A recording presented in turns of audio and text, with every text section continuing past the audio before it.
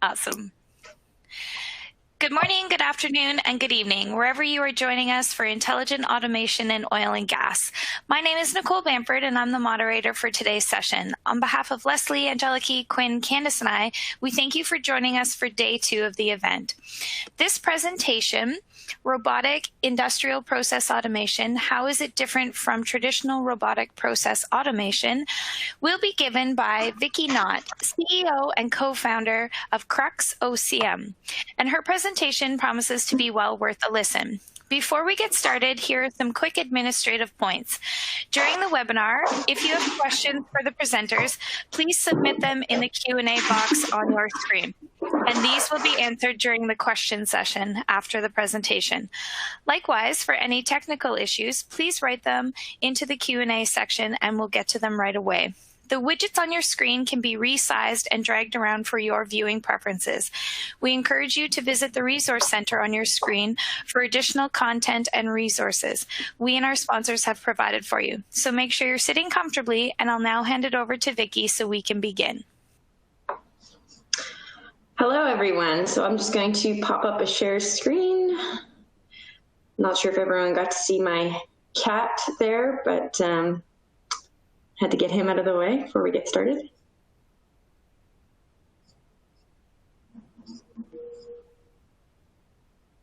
Okay, Nicole, everything look good from your end? Okay, assuming that's a yes. Okay, great. Nice to, I guess, kind of see you all. My name's Vicki Knott. I'm the CEO and co-founder of CruxOCM. Today we're going to talk about robotic industrial process automation and how it's different than traditional robotic process automation, so RIPA versus RPA. Today we'll go through, for those new to the concept, what is RPA, so robotic process automation. I feel like most people have probably heard of it, but we'll do a quick recap. What other human processes could benefit from something like RPA? So enter robotic industrial process automation. We'll go through what that is. And then, of course, how can oil and gas companies leverage RIPA? So we'll go through some examples that we've been working through as a company. So quick poll question for you all is, are you comfortable with the concept of RPA? So I'm going to go back to Nicole. We had some technical issues. So I'll go back to Nicole so she can share the poll question. Are we out? Poll question is up, Vicki. Excellent.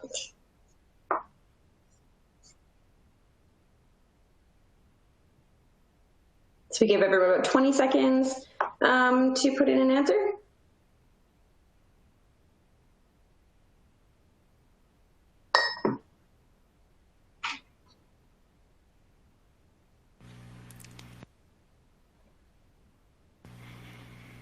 Answers are up.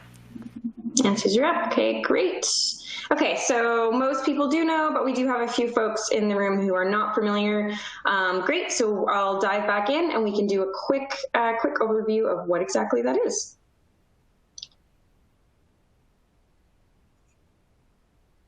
Bear with me one second, flipping back and forth.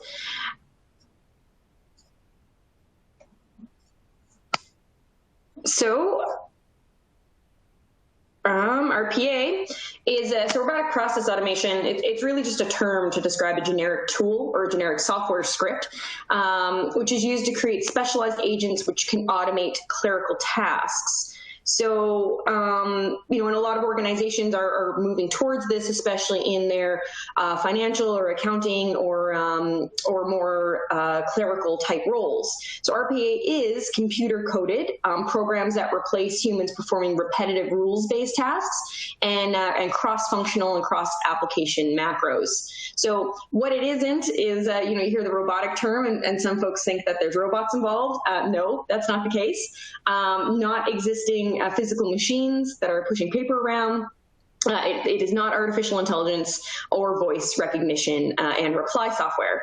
But what it can do, and it is quite handy, is it's great for opening emails and attachments, logging into web enterprises, moving files around, copy-pasting, or auto-generating, filling in forms, scraping data, or making simple calculations. So a lot of value to RPA, but of course there are certain things that it cannot do in terms of human workflows, especially in oil and gas. So what other human processes could benefit from something like RPA, but are too complex for standard RPA? So control room operations. So here, this is a pipeline control room. Currently, pipelines, refineries, petrochemical plants, offshore plants, gas plants, everything is operated from a central control room and via control room operators utilizing procedures, checklists, and rules of thumb, as well as extensive training to operate these assets. The aim of robotic industrial process automation is to automate the more simple workflows for them. So startups, shutdown sequences, things that are too complex for simple script. So therefore, people require mental models to do it. However, they can be automated. So as I said, robotic industrial process automation is similar to RPA, but specifically for how humans affect physical industrial equipment in the field from within control rooms. So a little bit of a timeline of where this comes from. It's a combination of a few technologies, like all innovation, of course. So, initial versions of RPA was screen scraping, and then obviously we moved into robotic process automation that we just covered, so performing repetitive tasks. And then now the industry of RPA is moving into unassisted RPA, some more complex tasks within defined rules. Robotic industrial process automation leverages industrial control systems. Obviously, that's what control rooms run off of. So the advancement of industrial control systems is, linear, quadratic Gaussian control, so feed forward, cascade, multivariable control, and then combining the RPA type concepts with advanced control technologies plus machine learning is what brings you the capability to fully automate how a control room operator interacts with the facility. So here's a little bit of, we get this question all the time, so I love to head this one off. What ML do you use? So here's a quick chart of different types of ML, and we've got them charted here, impact versus implementation. We are dealing with constant data streams, or data rivers, I guess, so from SCADA or DCS systems. Therefore, we use APC optimization, experience-based regression, dynamic programming optimization, and nonlinear regression. So, all efficient on the implementation and mostly quite high impact. We're not yet to the point where we're using natural language processing for sequence determination, but that is something that we're certainly keen to do. So how can oil and gas companies leverage robotic industrial process automation? So, we've covered control rooms, and that makes sense, but exactly where are control rooms and what sorts of ROI benefits can be seen? So again, where are control rooms quickly? Oil pipeline gathering systems, oil and refined products, transmission lines. Those are our first two areas that we are working quite heavily in. LNG plants, gas pipelines, refineries, offshore platforms, petrochemical facilities, as well as power plants, of course. So a little bit more detail on current versus robotic industrial process automation enabled operations. Currently, and of course, it's very dependent on the asset that the control room operator is working with. But currently, if you're, say, starting on a very long pipeline, there'd be hundreds to thousands of control point or set point changes being issued through the SCADA system to start up that pipeline. The operators, at the same time, they're juggling many concurrent tasks. So in, again, the oil pipeline example, you may be on the phone with your commercial team, you're going to be on the phone with the field, you're monitoring alarms. So there may be people visiting the control room for a tour. So there's quite a bit going on. And on top of that, your control room operator has to execute this operation to get this asset up and running as quickly as possible and efficiently as possible. So another thing that's becoming quite prevalent in current operations is M&A activity, resulting in Franken facilities. So lots of facilities operating on different control platforms or being kind of stitched together in the way of the pipeline world. And that creates obviously complexity for control room operators. So if you compare that to robotic industrial process automation enabled operations, the goal is to simplify for the control room operator. So I've seen in Forbes, they've called these types of technologies big butler technologies. They're not here to replace control room operators, but they're here to take away any sort of difficult task and help them get back to what's important. So on the phone with commercial operations, obviously, is very important. So one control point to manage. So again, we can go back to the pipeline example and creating an on button for that asset, or same thing for for an LNG plant. So enables the control room operator to free up their attention so that they can prioritize these higher value tasks, so resulting in revenue maximization, so being able to look at a pipeline system, for example, as a whole.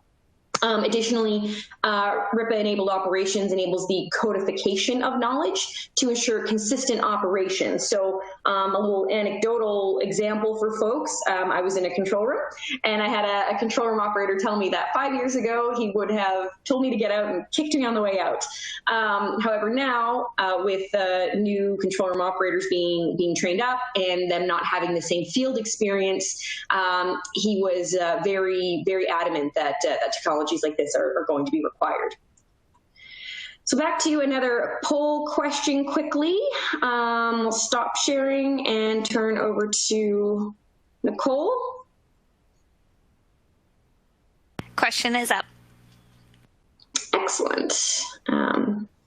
Yeah, so who do you think, and I forgot to put one on here, another one is regulators, of course, so if we can answer that question in the Q&A. But yeah, I'd love to see what everyone thinks on this. So we give everyone a few seconds.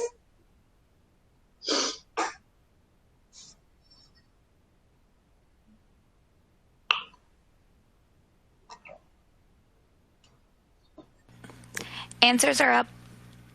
Great. Okay. Very cool. Okay, so I'll go back to my share screen and we can talk about that a little.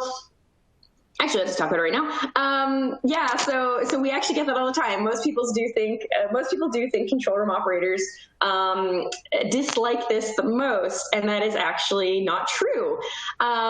Given that the goal, as I said, is to be the big butler, a big butler type capability for control room operators, we've actually not had anyone yet say that they don't like it. They know that their jobs are quite difficult. You know, control room operator fatigue is especially in pipelines, is a large concern for regulators. So helping control room operators to lessen their workloads, so they can focus on high value tasks, is something that they're very receptive of. The folks who actually find us to be the most challenging are engineers. Engineers love to understand all details, so therefore they, our combination of lots of different technologies is something that they haven't seen before and is quite new to them. So it's actually, yeah, the other way. Okay, I'll pop back up to the share screen. Happy to chat more about that if there's stuff in the Q&A. But I might have set that one up assuming you'd all answer that way. Okay, back to the share. I laugh at myself. Okay, hold on one second, just bringing it up. Excellent, so okay. So on to that though, and why, yeah, control room operators are who we're here to help. So we like to think of ourselves, and make sure that the human is still in the room. So our goal is to be empowering control room operators. So as I said, automation is the aim, but humans are the heart of our business. So we work alongside human control room operators. So human control room operators, they are amazing at their craft. And as these assets, as I said, become more complex, it's becoming more and more difficult for them to stay amazing at their craft. And as large oil and gas companies, whether we all like it in the industry or not, control room operators are on the front line of efficiency, safety, and the bottom line. And equipping them with the best tools possible to do their job is really what we believe in and what we think needs to happen in this industry.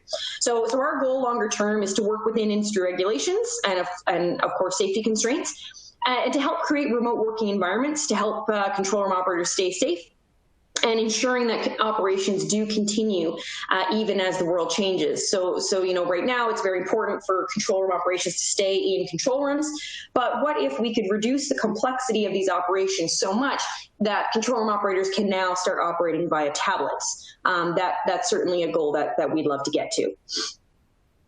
So 2 examples that we can go through of actually leveraging RIPA technology in some assets. And as I said, we are currently oil pipeline based. We are an earlier stage company. So RIPA for oil transmission pipelines, what the benefits, so deliverables that we've worked on, the results that we've seen and key benefits are listed here. So autonomous actions, so being able to fully automate a pipeline startup, swing, batch handling, DRA scheduling, and shutdown. The benefits of fully automating those actions are continuously maximized throughput, continuously executed or consistently, executed operations, and enhanced operational efficiency. Of course, the reduction in human interactions, we're seeing up to 95% reduction on the above separate actions. And that, of course, results in reduced control room operator fatigue, which is a great safety point. Apologies, I have cats. And personnel performing higher value tasks. And then batch handling was another one that we saw some very immediate, surprising ROIs from. So being able to maintain and hold, and I've got another slide on this, but being able to hold close to your target flow rate at all times, so less variation off of that, results in the reduction flow rate drift, and substantial ROI was actually calculated from that benefit.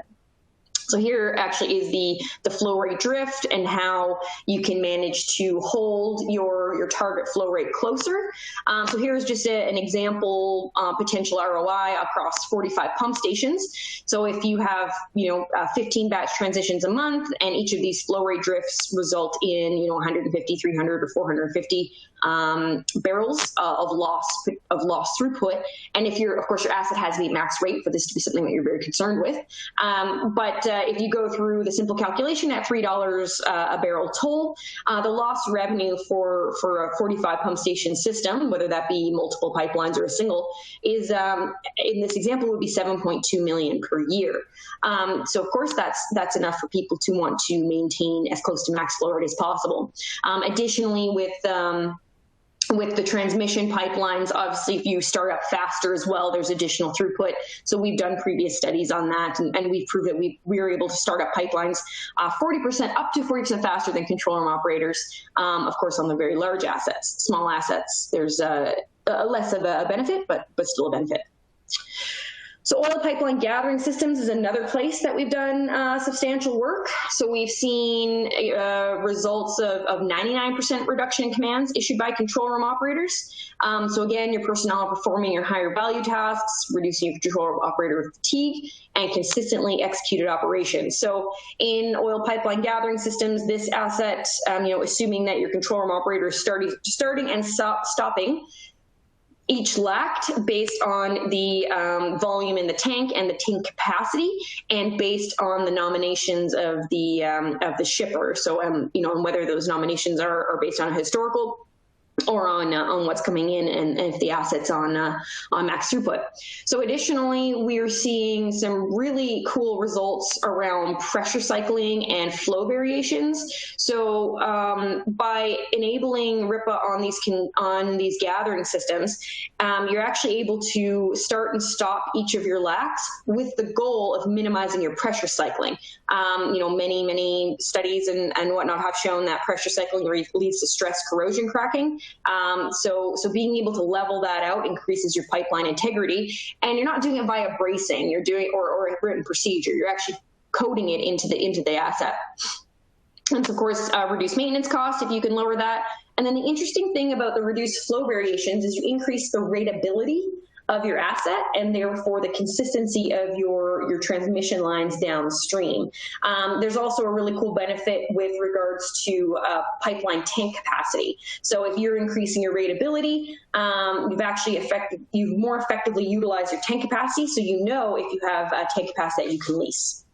So finally, on the gathering systems, when the assets are at max capacity, the thing that we got by far the most excitement on was, of course, the automatic calculation and maximization of additional LAC volumes. So currently, if your shipper comes to you and they want to bring on more volumes, the control room operator will, by feel, try to figure out how much they can bring on, or you'll have meetings with commercial engineering and the control room to figure out how much volume can come on by running a bunch of steady state models. This capability actually enables you to calculate in real time what the additional capacity is that you can bring on to that specific LAC. You can then confirm with the shipper, yes, we can bring that volume on, and the entire asset will recalculate and start and stop itself at each of the LACs again to bring on that volume and still maintain minimizing pressure variations. So it's able to handle this complex control. So a little bit more on that, you have your control room operator, they're spinning all their plates, they're on the phone with the field and trying to bring on this new volume. You've got your shipper and your schedule and they're interacting. So that dynamic calculation of the additional LAC volumes results in more efficient use of LAC capacity and gathering system capacity. So you're automatically handling your inflow changes for the new volume, and what results is your increased system output. So here's just a quick calculation on that. So imagine, you confidently know you can get another 100 barrels an hour because you're able to calculate it in real time, and the asset's able to just start and stop. The yearly additional revenue, again, at $3 a barrel is 2.6 million just for that 100. So there's a quick example on it.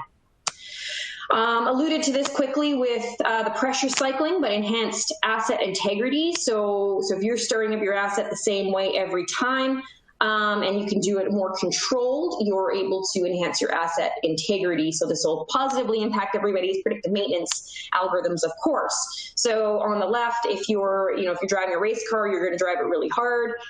You're going to take the least amount of steps to get from point A to point B. You're effectively acting like the rabbit versus RIPA enable operations where you're going to treat your pipeline a little bit more like your family car. You want to take care of it. You're going to go from point A to point B in the most controlled but most efficient way, and you may take lots of little adjustments on the way to be nice to this car to get it up to speed. So that's another thing that the RIP enabled operations does. So getting close to the end here now, reducing business continuity risk is another thing that's been quite a hot topic in the last 6 months. So additionally, leveraging robotic industrial process automation, you can reduce your time to train your control room operators. You can create an auditable and standard control room actions. So instead of just relying on your historian and your logs, your control room operator logs, you now have an auditable chain of exactly how everything was executed and why it was executed that way. We see this as a first step to fully work from home, although I know of one company that is doing it here already, which is really cool. And of course, reducing the human factor safety and or cost constraints. So a very interesting point that we've noticed as a general trend is that oil and gas companies are increasing their investment in autonomous programs during the current cost environment, and they're not actually decreasing it. So finally, a little bit of a happiness to leave you all with. This is Tom Evan Mortensen. So he is actually one of our very first investors and a board observer for us. He's the former CEO of SPT Group. So most engineers in the room will have heard of Olga multi-phase flow simulation software, which is now a Schlumberger product. And he firmly believes that this is the next step on the way to fully autonomous operations. So great, thanks. So I think we'll turn it over to Nicole for some Q&A. Perfect. Thanks, Vicki. We do have quite a few questions up here in the Q&A, so I'll just get started and we'll get through as many as we can, all right? So first question is, how is the underlying data collected to drive the automation? Is it through IoT? So yes, right now where we've been able to, or where we are implementing with customers is in assets that already has significant telemetry. So they have their pressure and their flow flow meters already, the pressure sensors.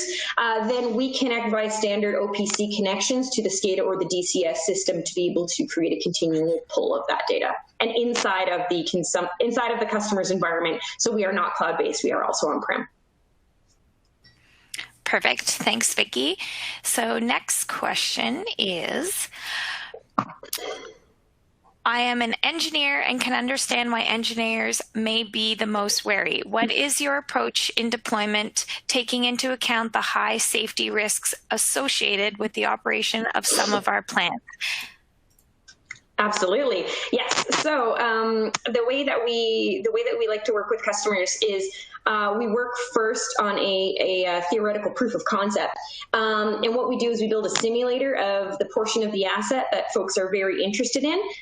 In that dynamic simulator, we then test our software to prove the ROI in a bunch of controlled scenarios compared to your historical data. So, if you want to look at your startup, or like a production transition between some grades, then we will specifically create a simulator that can handle that and then put our software on it to prove the difference between historicals.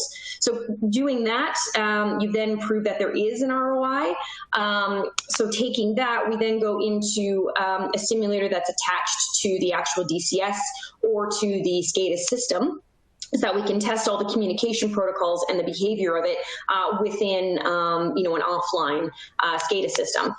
Once that's successfully completed, and of course the point-to-point testing is completed, then we'd start rolling over into live in a staged way with continual testing. So we do work with system integrators and would be more than happy to work with a preferred system integrator to ensure that that this staged approach is within all of the constraints. Another quick point to add to that is, and I should have had this slide, I apologize.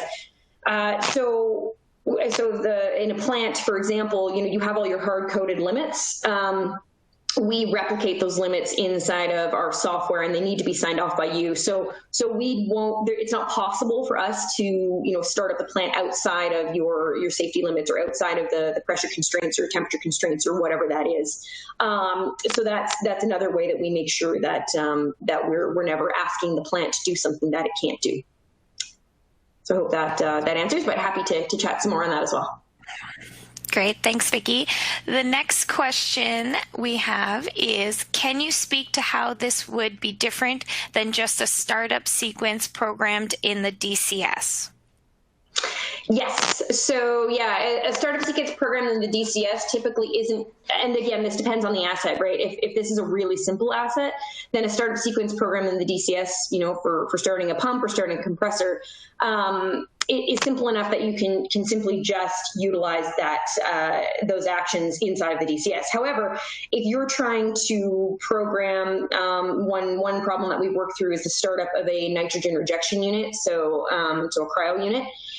If you were to program that into the DCS actually doesn't have the capabilities to pull the different things that the control room operator does in mental models efficiently enough to be able to achieve that startup. Especially in SCADA systems don't have even the capabilities that DCS systems have. So you could program most things, I think, inside of a DCS, not in a SCADA. Another interesting thing about if you did do that, if you were comfortable with using all the different functionality, is you've just created a consulting project that is one-off, which is not scalable within your organization. And you also don't have access to folks who can help you keep that sequence operating effectively. So if the person who programmed it gets a new job in 5 years or retires and somebody doesn't know how to maintain it, all of a sudden that sequence may not be used anymore, even if it was that for that specific thing. This is something that we see a lot in the DCS systems. So I hope that answers. I think that question is more so about the repeatability and the scalability. DCSs have a lot of flexibility, but one-off consulting jobs are not scalable and not long-term maintainable. Great. Thanks, Vicki. Our next question is, what is the difference between real-time optimizer and RIPA? How is RIPA better than RTO-PT? Yeah, real-time optimizers are typically used in steady-state operations. and real-time optimizers do not close the loop and execute control room operators commands. So that's the difference there. So the difference is, instead of a control room operator looking at the output of a real-time optimizer, or the real-time optimizer, again, if it's in a plant environment, it only being used during steady state. The difference in a pipeline environment is that if you're watching the real-time optimizer, the control room operator still has to execute. RIPA then executes. If you're in a plant environment and your optimizer is only at steady state, control room operators turn that optimizer off when they're doing more complex actions, such as starting up a facility. So those would be the differences. Perfect. Next question is data collection through IoT or through normal SCADA/DCS/ESD circuits? Yeah, through the latter. So the DCS SCADA. If someone's assets have really progressed to where they have all edge devices in terms of their pressure and flow transmitters, then we can certainly look at that. But right now, that's certainly not the norm in industry. So we do pull from the DCS SCADA and PLCs if needed. Perfect. Next question is, can you elaborate how the 100/1000 operations of CRO is handled by one command/control in RIPO? Yes. So if it's a pipeline example and you're going to start up your pipeline, right now you're managing, as control room operator, you're managing all of your pressure. So you're either your suction or your discharge pressure commands, and you're managing all of your valve alignments, and you're managing all of your pump starts. The way that RIPA works is that you will set your target flow rate for that asset. So say you want to get to 2,000 barrels an hour. So you set that target flow rate, and then the RIPA engine will execute the whole startup sequence, as well as all of the set point changes based on real-time feedback of what the asset is actually doing and what the flow rates are actually doing, to reach that target flow rate as quickly as possible. So it actually is doing exactly what a control room operator would do, just doing it a little bit more quickly, and without them having to execute every single command. Perfect. All right, so we have time for one more question, which is, how do you demonstrate and convince that all the automation take care of all the exigencies and will not increase the risk of run-out operation and big disasters? Yeah, so that is by, so we've actually been called a redundant safety system. So that's to the previous question. So by us making sure that, if we're working on let's say an LNG plant, we need to know what are the limits on all of those heat exchangers in those columns that you have in your DCS, and we need to put those inside of our system. And that way we replicate all of the limits. Then we also put in additional safe commands as well, in terms of how a control room operator enters their data into their set point commands into the system. So right now, your DCS would tell you, no, that's out of range. You can't actually enter that in. We can also replicate that, as well as replicating all of the safety limits. So that is how we do it. There is, of course, some overhead and burden to be able to replicate all of those and make sure that if anything's changed in the plant, that the pullover is happening. So we do have an automatic pullover system for those limits, but that is exactly how we maintain it. We're another level, right? So if for some reason our system failed, you should still have your DCS, and you should still have your equipment limits. So we're another layer on top of that. And we can't affect your DCS, and we can't affect your DCS or your equipment limits. That's not possible. So, yeah. Great. Thank you so much, Vicki, for your interesting and informative webinar. For those in the audience, if you want to listen again, this webinar will be available on demand shortly. And finally, thank you to you wherever you are for taking the time to listen in. We look forward to having you on the next session starting in just a few moments. Thanks again, Vicki. Bye, everyone.